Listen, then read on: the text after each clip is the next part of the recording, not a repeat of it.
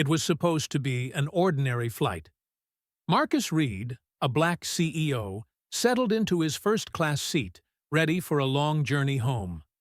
But before he could even buckle his seatbelt, a young flight attendant stopped in front of him. Her polite smile didn't match the suspicion in her eyes. Just across the aisle, a white passenger slid into his seat unnoticed and was offered champagne without a question. Passengers watched closely.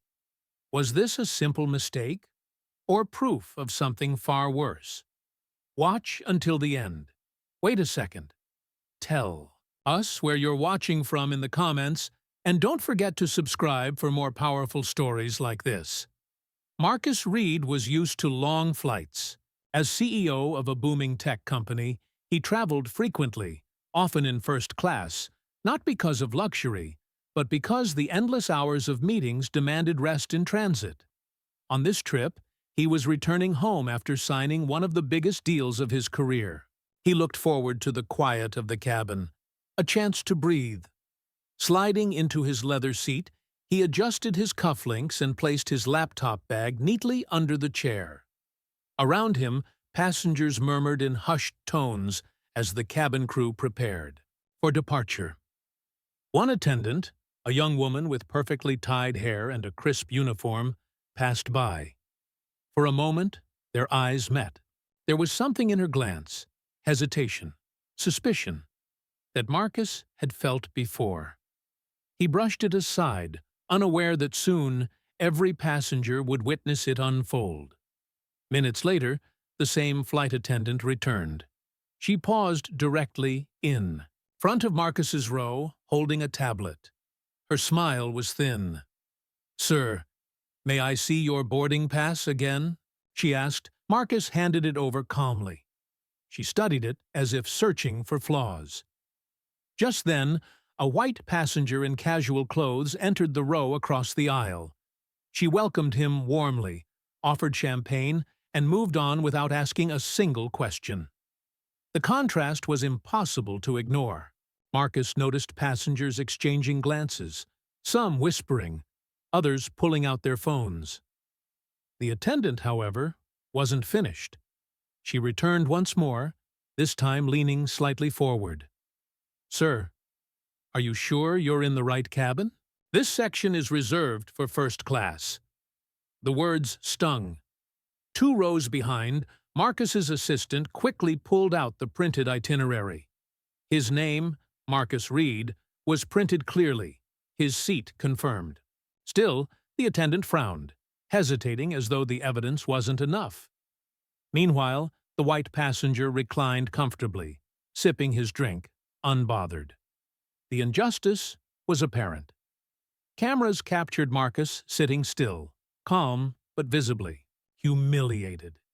Every second of hesitation from the flight attendant became heavier. Every glance from fellow passengers sharper.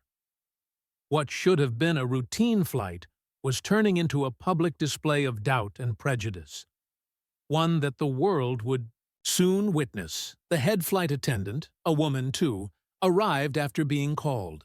Instead of apologizing, she leaned close to Marcus with a firm, almost condescending tone. "Sir, I need to confirm again. This seat is meant for first-class passengers only." Gasps erupted in the cabin. A passenger nearby whispered loudly, "That's Marcus Reed, the CEO." Another shouted, "Check the internet if you don't believe it." Phones were raised higher, capturing every second. Marcus remained composed, his silence a shield against the humiliation. The white passenger across the aisle chuckled under his breath, sipping his champagne as though entertained by the scene. And in that moment, the airline revealed itself. This wasn't about a seat. It was about dignity, respect, and a truth, too.